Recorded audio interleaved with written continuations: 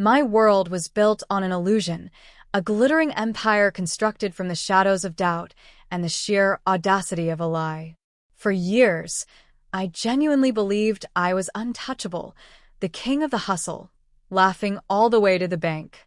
But then, in one brutal, sickening moment, my entire world didn't just crumble, it exploded, leaving nothing but the ashes of a life I thought I owned.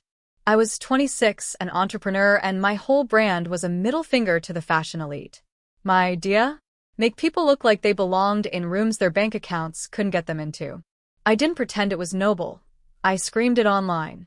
I'd post videos, flexing outfits, daring anyone to tell which pieces were real and which were not. Most times, they couldn't. And that, right there, was the point. It started back in high school. While other kids rocked Jordans and designer everything, I was stuck in hand-me-downs, my mom working herself to the bone. I learned fast. How you look opens doors. One day, a guy sold me knockoff sneakers, dead on, for $40. I walked into school feeling like I owned the place, and that night, I got my first date with a girl I'd been trying to impress for months. That small win, that feeling of appearance as currency, it stuck with me. I learned how to earn it without the price tag. From there, it snowballed. I didn't want back alley reselling. I wanted to scale. I connected people to sources, steered friends towards bargains that passed for luxury, taking a cut for the hookups and consulting. I got more product, more contacts. We weren't hiding. We were playing a game, and we learned its rules. Fast forward, I was running TikToks, Reels, a whole feed that was basically a masterclass in looking rich for less. I'd drop comparisons, 2 items side by side, asking which was the $1,200 bag. Half the room guessed wrong. I gave tips on tailoring, how to style things so they read designer, without screaming knockoff. My brand was swagger, not shame. I bragged about it, loved the attention, ran challenges where followers voted. It exploded. This wasn't humble bragging. It was deliberate showmanship, part marketing, part ego, and it built my credibility faster than anything else. I was an entertainer monetizing a lifestyle. Dating became its own flex. I'd gift girls Gucci bags and Dior lipsticks, not because I could actually afford the receipts, but because their reaction was pure gold. Thrilled, they'd post a story, tag me, and the followers would come calling. I won clout, she got a moment, and I got more clients. It was transactional, theatrical, and I loved the rhythm of it. Yeah, I knew the moral gray area. I'd say, I don't sell authentic goods. I sell an aesthetic and the knowledge to fake it convincingly. When people DM'd, "Is this legal?" I'd smile on camera, pivot to grooming tips, tailoring tricks, keeping the narrative slippery enough to protect the business, but obvious enough to keep followers hooked. Sometimes I'd catch myself looking at the boxes of replicas, the girls unboxing something I knew cost way less than the tag suggested. The DMs asking if I was scamming them. I wasn't naive. I knew the risk. But there was a part of me that admired the hustle, the same energy that got me from high school sneakers to a brand built on being resourceful, not rich. People called me a genius or a con man. I leaned into both. There's power in confidence. I was loud about my wins, quiet about the details, and always 3 moves ahead. If I disappeared, someone else would pop up. Demand, supply, and a little theatrical deception for flavor. I knew how it looked, how it felt, and I knew I could get away with it. Because for most people, the appearance of success is success. I don't think people truly understand how good life is when you stop caring about playing fair and start caring about winning. Every morning, I woke up in my high-rise condo, 27th floor, floor-to-ceiling windows, a crazy city view. Silence.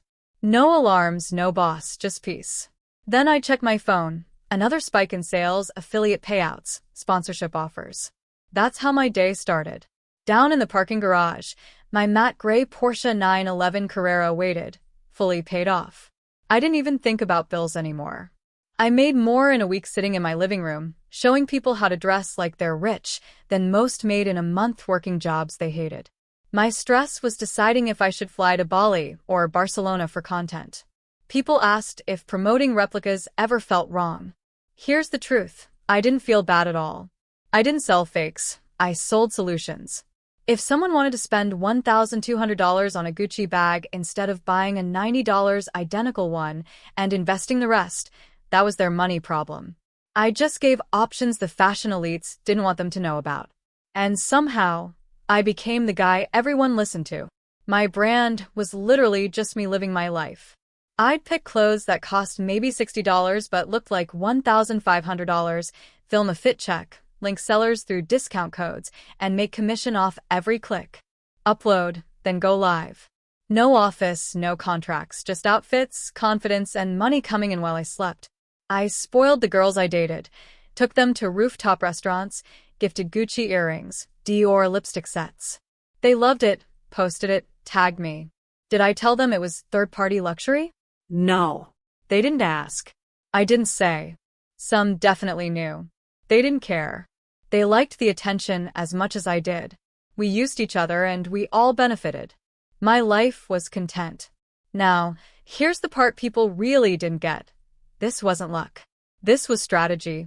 I built an image so powerful that even if people hated it, they couldn't ignore it. I showed the car, the condo, the lifestyle, and then I'd say, "You want this? Here's where to start." I didn't just post clothes, I posted the dream. And dreams sell better than any product in the world. But lately, I had a new goal. Her name was Sierra. She owned a boutique chain, blown up on social media. Real designer stuff, custom lines, celebrities wore her brand. She was the real deal. The kind of woman who didn't chase trends. She made them. I'd seen her twice at events. She didn't even look at people unless they were at her level. And I swore I was getting there. I wasn't nervous. I was curious. Curious how someone like her would react to someone like me. So yeah, I said it publicly on my live stream. Next year, I'm taking Sierra out on a date. The chat went wild. People said I was delusional, punching above my weight. Whatever. These were the same people who thought I'd never make $1 doing this. Now they were using my discount codes. I didn't chase approval. I chased results. I knew most people wanted me to fail, wanted to see the knockoff king get knocked down. Karma, lawsuits, public embarrassment. But every time they waited for me to crumble, I bought another watch, another car, another chance to prove I already won. Because I did. I beat the system they were still trapped in. If this was a game, I wasn't just playing it. I was rewriting it. By the way, if you're still with me, make sure to hit subscribe. More unbelievable stories are coming. You ever walk into a room and just know everyone's looking at you? That's how it felt last night.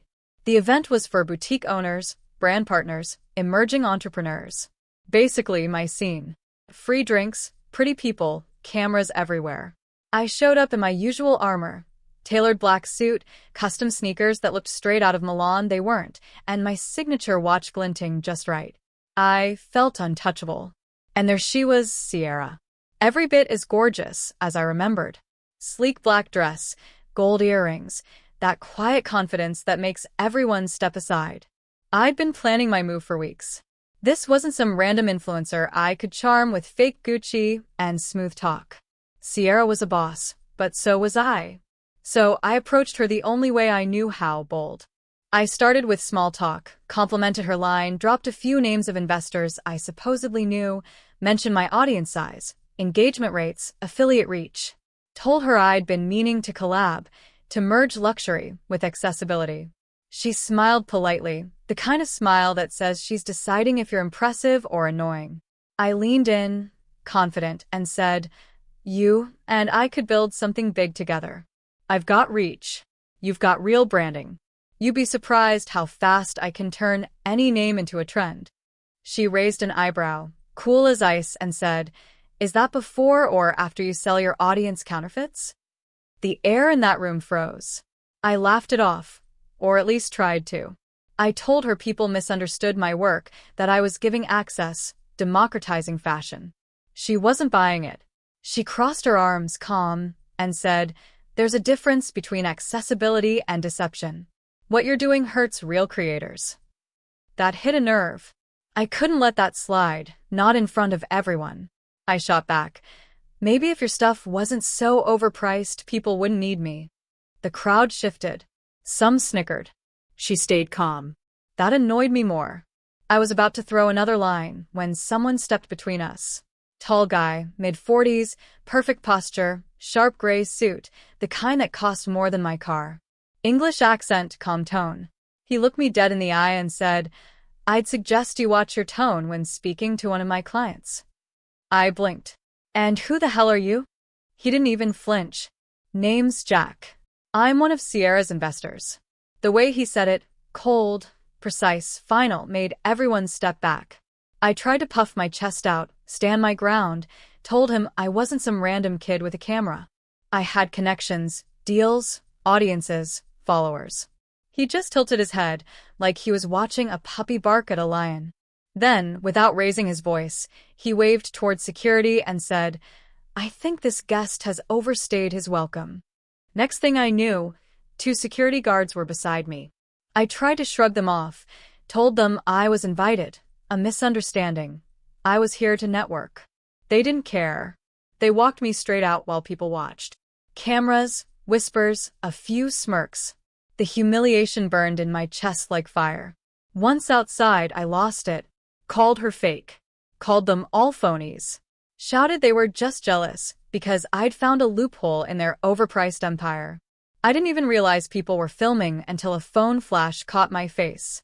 Someone laughed. "That's the fake fashion guy." I drove home furious, threw my jacket across the condo, poured a drink, looked out at the skyline, and told myself it didn't matter.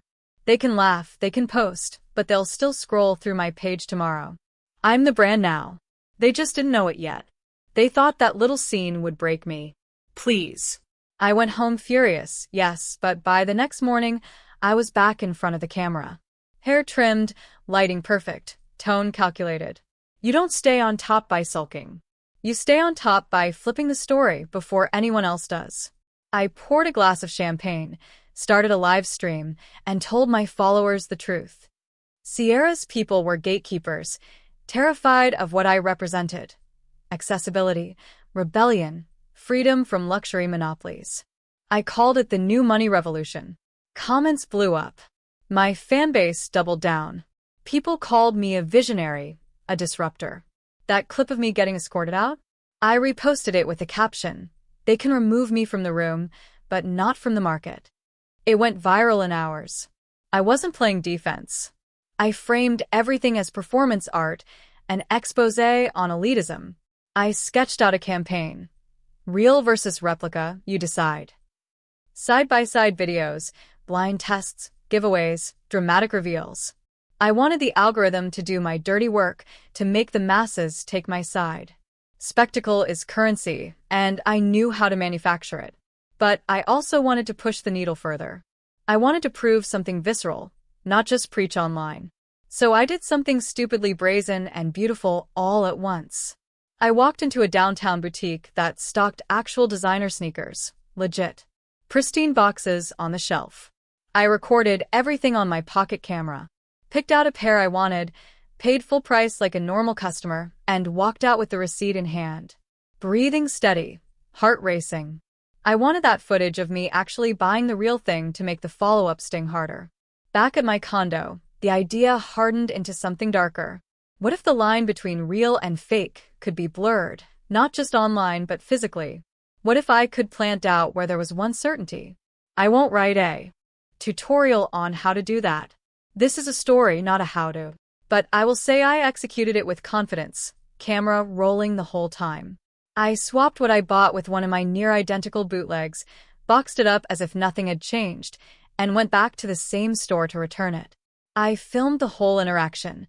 The polite nod from the clerk, the casual lift of the shoe from the box, the inspection under the fluorescent lights, the little frown at a scene nobody in the wild would notice, and then the refund.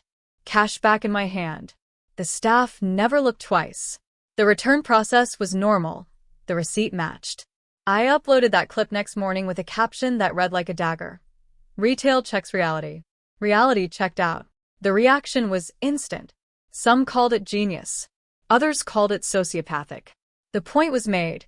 Where once the original shoes were a sealed, untouchable standard, now a fake was sitting in their returns bin, indistinguishable to most eyes, waiting to be restocked or mistakenly swapped back onto a shelf. The doubt had been introduced, and that doubt spreads faster than any campaign. Meanwhile, my other moves were cleaner. I doubled down on the real versus replica live streams, set up staged comparisons with friends who didn't know which was which, curated the reveal to feel scientific. People ate it up. Sponsors DM'd. Affiliate checks hit the account. I could taste momentum. The scandal from the event had become fuel. The hate comments, algorithm gold. Still, not everything was sunshine. Two of my main suppliers slowed down. One of my affiliate links got flagged by a payment processor for suspicious activity. Vague language, but enough to make my manager pull a few threads. Someone started digging through my public receipts and screenshots. A couple of my old DMs about collabs were clipped and stitched into a new montage that made me look less like a disruptor and more like a hustler without a moral compass. The leak happened fast, and I couldn't be sure whether it was a spiteful ex-girlfriend, a jealous influencer, or the original sneaker guy who still had scars from being cut out of the loop. I liked that uncertainty. It meant people were paying attention. It meant I mattered. So I leaned harder. I staged giveaways where winners could get real items, then filmed their reactions when they opened the box and saw a near-identical piece. Their surprise, confusion, and eventual delight made for content that split opinions and broke comment sections. Some said I was educating the consumer. Others called me a fraudster, preying on vulnerability. I posted both reactions. I wanted the world to choose who I was. In public, controversy turns followers into believers or villains into martyrs. At night, I checked the comments and mentions obsessively.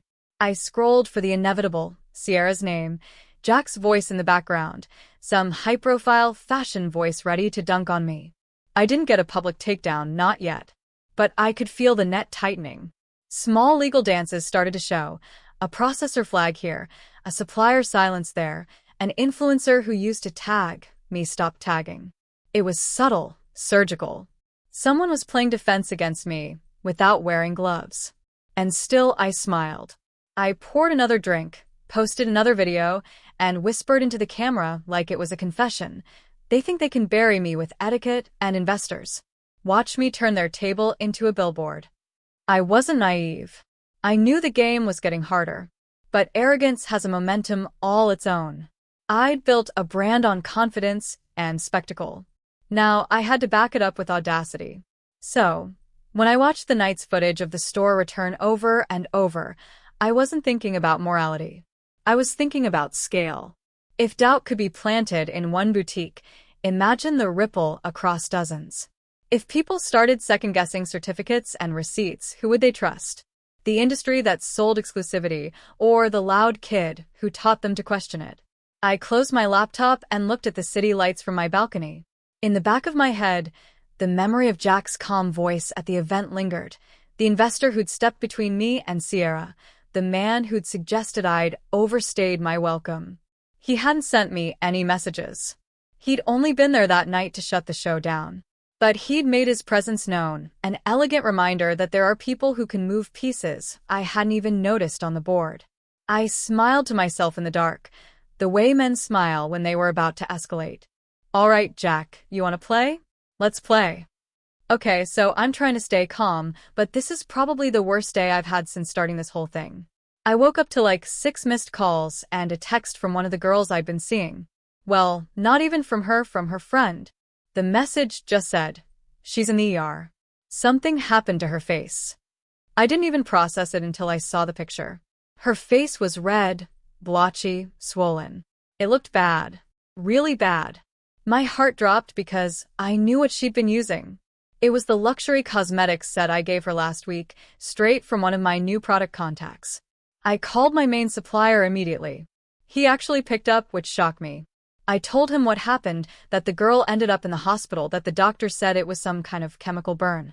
He went dead silent for a second, then just said, "Don't call this number again," and hung up. So I called another contact, the rep who handles my product sourcing. I explained everything again, trying to sound calm, like it was just a misunderstanding. He didn't even argue. He just said, "We never shipped you that batch," and then hung up, too. Tried a third number, voicemail. At that point, I'm pacing around my condo, trying to convince myself it's not my fault. Maybe she used something else. Maybe it was an allergy. I grabbed my laptop, went to check the supplier site. Gone. The whole website, the IG page, deleted. Every link I'd ever posted to that exclusive beauty network just redirected to an error page. Then my phone started blowing up again. Screenshots, DMs, people asking if I'd seen the photos. Someone leaked them to a gossip page. It's everywhere now. Influencers gift causes chemical burns. My name's in the headline. I tried to keep my voice steady when I called my lawyer. Told him it was all exaggerated. He told me not to post anything. So, yeah, obviously, I went live. I said it was a freak reaction, that she probably used another product on top of it, that I'd been using the same line for weeks and nothing happened. I kept smiling, trying to project control. People believed it for like 10 minutes until someone posted screenshots of her texts, saying, "He gave this to me himself." Said it was designer level. After that, I called my lawyer again. He was furious. Said I just made it 10 times worse. Then, he tells me the girl's family is lawyering up. They're threatening to sue for negligence and medical costs. My hands were literally shaking, but I told him I'd handle it quietly. I didn't mean legally. I meant paying her off. So I sent someone I know, a PR fixer, to the hospital with an envelope. Cash, NDA, nice little apology note. I figure it would calm things down. Instead, her lawyer leaked screenshots of the offer to every outlet in the city. Now the headlines: fake luxury influencer tried to pay off burn victim. The sponsors bailed within hours. 2 brands froze my payouts. One even emailed me to distance themselves from recent events. My DMs were a nightmare. Every comment section was full of people calling me a scammer, a fraud, a psycho. But here's the thing, I couldn't let them see me crack. I went live, kept the tone light, poured a drink, talked about how people love drama. I said she must have mixed products wrong, that haters were trying to destroy my business. I said all of it like I believed it. Because that's what this was now. Controlled panic. I could feel everything slipping, but I was holding the mask up as long as I could. If I look calm, I am calm, right? It's been a couple of months since everything blew up. And honestly, it feels like I've been living on another planet. The kind where nothing makes sense, and everyone's watching you fall just so they can laugh about it later. Things went downhill so fast, I didn't even have time to process it. 1 minute, I was living like a king. The next, I was sitting in my empty condo, surrounded by boxes, wondering how the hell I got here. I had to settle the lawsuit. Yeah, the one with the girl who got burned. My lawyer said it was the most strategic choice. Translation: I lost, settled quietly, paid more than I want to admit, and still walked away branded as the guy who sells poison disguised as beauty. Half my accounts got frozen during the whole process, and the rest went to legal fees. The Porsche? Gone. I tried to hide it in a friend's garage, but the repo guys found it anyway. And yeah, it's true. I tried to stop them.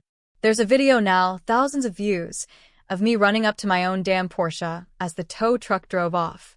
I slipped on the curb and fell flat on my back. Someone yelled, "That's the fake Gucci guy." And everyone laughed. The clips are all over TikTok with the caption, "From Porsche to pavement." Real funny, right? After that, I didn't hear from any of my so-called connections. The same people who used to beg me for promo deals or discount codes just ghosted. I called one of my main overseas suppliers, the one who used to brag about our profits. He answered, listened to me rant for maybe 20 seconds, then said, "You're an idiot," and hung up. Never heard from him again. The condo's quiet now. Too quiet. No parties, no girls, no fake laughter. Just the echo of what I thought was success. Even my neighbors look at me differently, like they're afraid I'll ask them for money or attention. I still check my socials out of habit, but every time I do, it's another meme about me. Screenshots of old posts, clips of me pretending everything was under control. It's insane how fast people turn once the shine fades. The part that stings most? The legal stuff isn't even fully over. Big-name brands started circling like vultures, sending letters, asking questions, probably looking for blood. My lawyer told me there's a gray area, though. Said because I wasn't selling the fake merch directly, just showing links and sharing recommendations, it's hard for them to pin anything solid. Basically, I was the middleman in a scam I didn't technically own. Gray area. That's what's saving me. Barely. Still, gray areas don't pay rent. I've sold off most of what's left. Furniture, watches, even the designer jackets I used to flex. My phone's full of unsent drafts, posts where I try to sound like I'm fine, like I'm plotting a comeback. But I never hit send. Not yet. Because deep down I know everyone's waiting to see if I'll break for real. And maybe I already did. Maybe it happened when I hit the ground that night chasing the Porsche. Or maybe it was when I saw the settlement number and realized I wasn't rich anymore. I was just loud. I keep telling myself I'll rise again, that people love a comeback story. But even I don't believe it right now. They used to call me the king of fake luxury. Now I'm just the punchline. And the worst part is, I can't even pretend it's not my fault anymore. I honestly thought things couldn't get worse after the cosmetics mess. But I was wrong. So wrong. Things got real fast. Turns out the whole shoe swap stunt from months back finally caught up to me. Some investigator tracked the store footage, matched the return logs, and boom, I got hit with a lawsuit for fraud and product tampering. I tried to laugh it off at first like it was just another headline, but when my lawyer sat me down and told me the fines, I stopped laughing. It wasn't just a slap on the wrist. It was a full-on financial nuke. I had to pay a massive fine plus damages, and that completely drained whatever I had left after the last disaster. I moved out of my condo 2 weeks later. No more skyline views, no Porsche, no luxury furniture. Just me, a beat-up couch, and a half-working ring light in a tiny rental. Then somehow it got worse. I'd been selling off some of my old clothes to scrape together cash, right? Thought I could get a few thousand from collectors. Turns out half that stuff was counterfeit, too. And some of the buyers weren't exactly forgiving when they found out. I got messages, calls, and one night a guy showed up furious about a designer watch I sold him. Said it was fake, that I ripped him off. He didn't just want a refund. He wanted to make an example out of me. Let's just say I learned what a right hook feels like and gave him the money back before it got worse. After that, my so-called friends started disappearing, too. The ones who used to call me bro, who came to every party, who borrowed my car or crashed on my couch, they're gone. Ghosted, no texts, no calls, nothing. I'd see them posting at the same clubs I used to take them to, but now with captions like, "Real recognizes real." Yeah, message received. Still, I'm not out completely. Some of my followers stuck around. I don't know why, they just did. I still get DMs asking for affordable designer links or good replica fits. It's like they don't care what happened. They just want the deals. So I figured screw it. Maybe that's my way back. I called one of my old overseas contacts, the only one who didn't block me. Told him I wanted to keep things clean this time. No more cosmetics, nothing that touches skin, just clothes, streetwear, accessories, that kind of stuff. He laughed and said, "You finally learning." I told him, I'm done showing logos on camera. Now it's all inspired looks, clean fits, cropped angles, no brand names, just aesthetics. It's safer that way. And honestly, it's working. Slowly, but it's working. My views are climbing again. People like the mystery, the hidden luxury vibe. They comment stuff like low-key classy or budget baller. I'll take it. It's not the same as before, but it's a start. But I'll be real with you. This isn't just about coming back. I've got a name in my head again. Sierra. The girl who started all this. The one who embarrassed me in front of everyone, called me fake, made me look like a fool.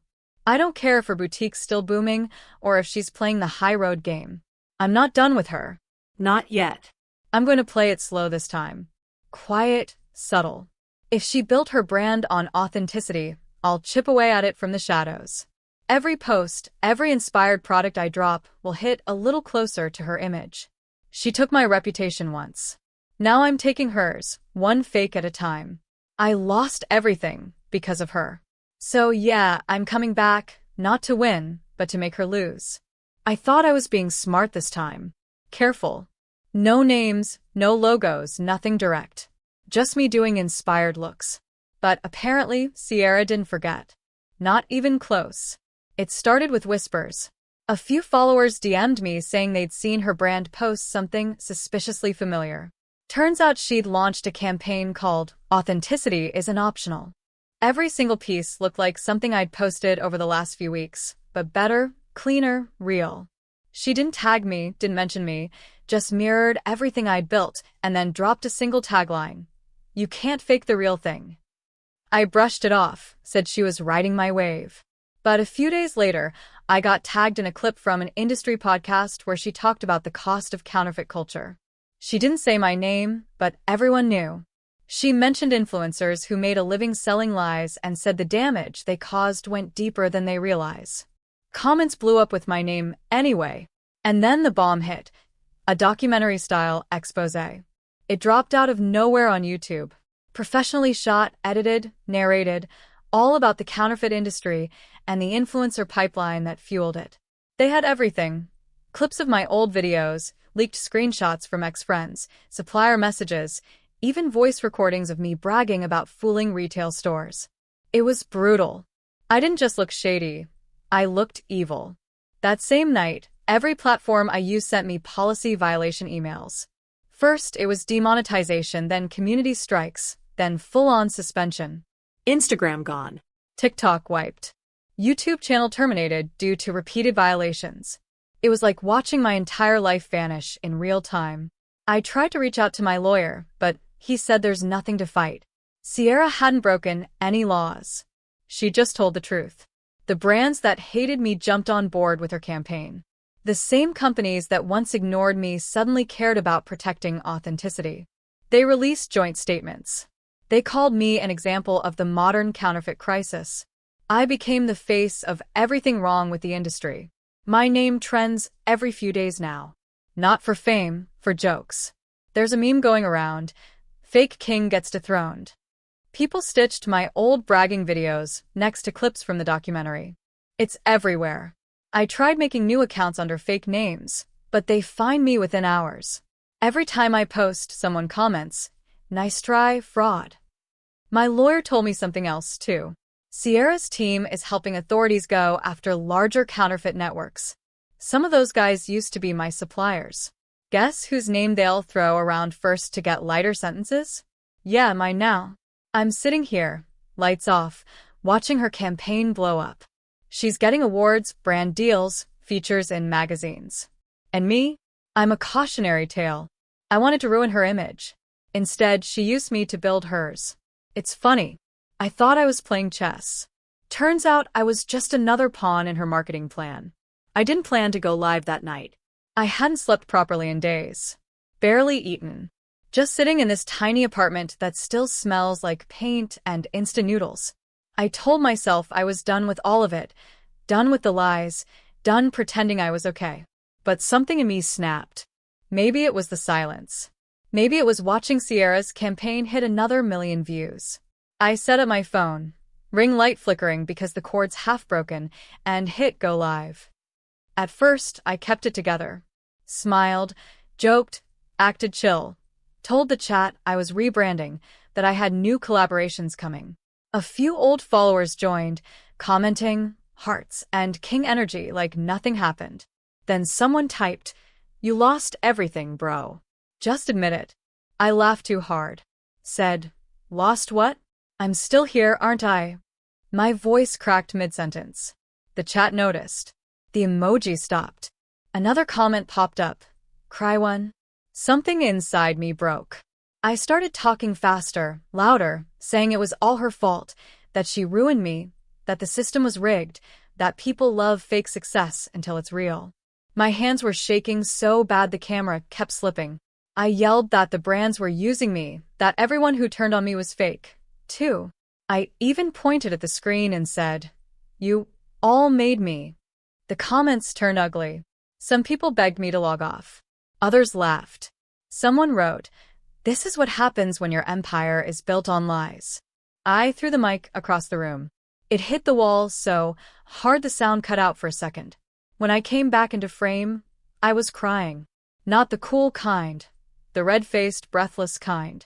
I kept saying I didn't mean for any of this to happen, that I just wanted to be seen, to be respected, to matter.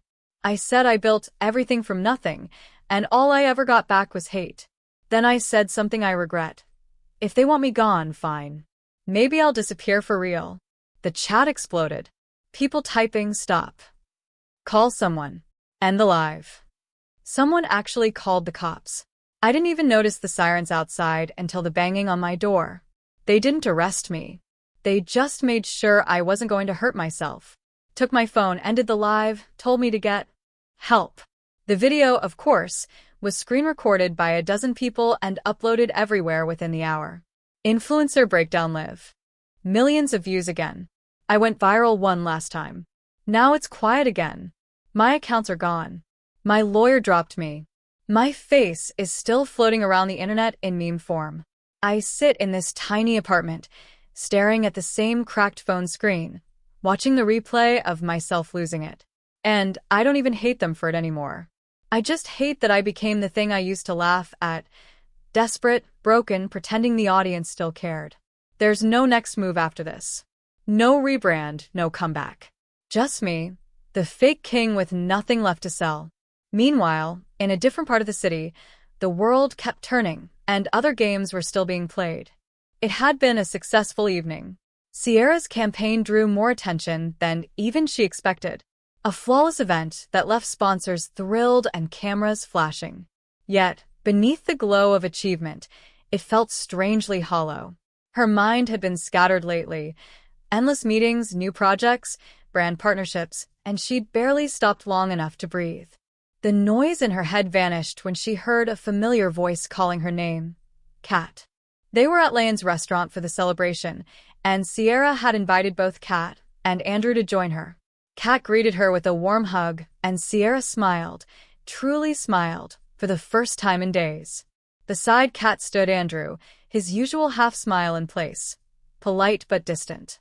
Something about him felt different. Calmer, yes, but in a way that made Sierra uneasy. It was as if he already knew something was coming. She wondered if Andrew had somehow uncovered parts of her plan, though she couldn't be sure. Before she could ask, another voice entered the scene. Calm, deep, and unmistakably familiar. So, you must be the famous Andrew and Kat, the ones taking care of Sierra.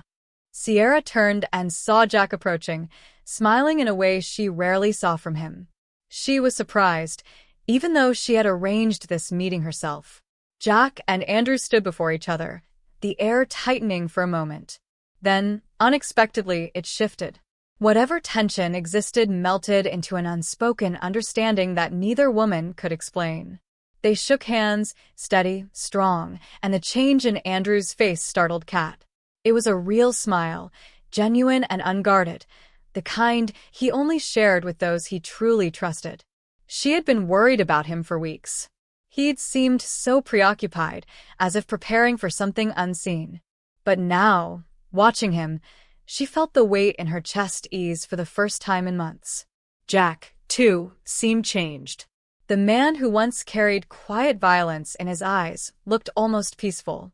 It was as though he had found something, or someone long lost. His movements were relaxed, his voice lighter. The darkness she'd always associated with him wasn't there. Instead, he and Andrew spoke easily, like brothers catching up after years apart. They talked about business, travel, and ambition. Jack mentioned his work as an investor and his early support for Sierra's boutique.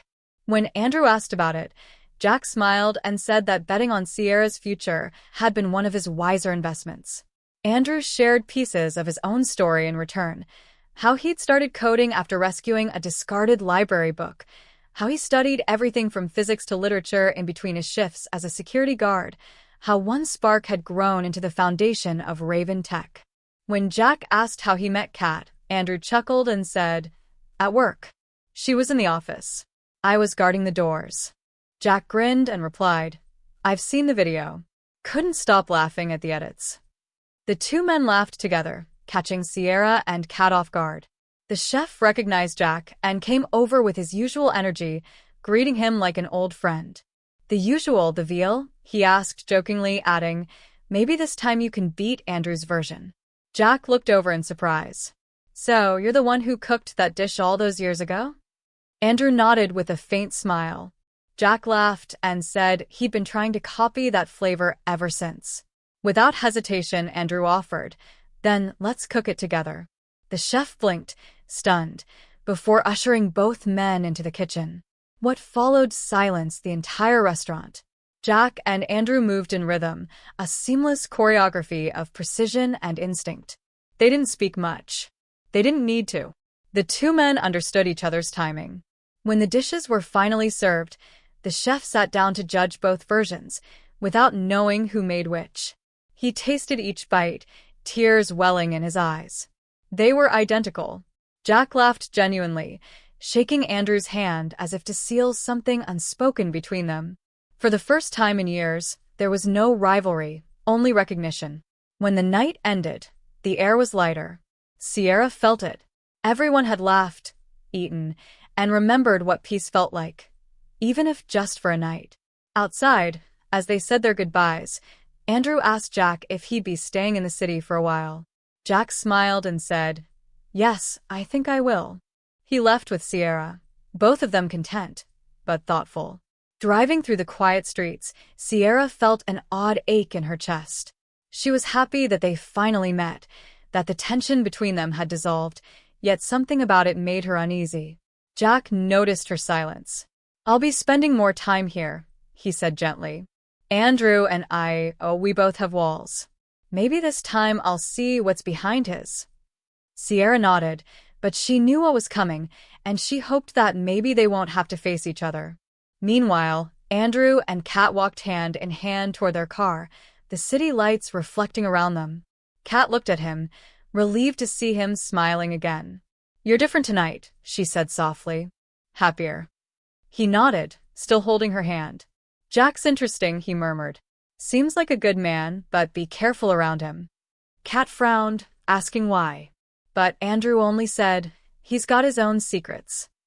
Then, in a lighter tone, she mentioned Neela and Angela wanting another photo shoot. Andrew grinned. "Angela, huh? My ex hopes she wears more than just that pillow this time." Kat glared playfully. "Behave yourself, or you won't be tasting anything tonight." Silence, then laughter. They kissed, the tension broken, and walked off together beneath the dim city lights. What do you think about the idea of authentic success versus the appearance of it? Where do you draw the line? I really want to know your thoughts in the comments below.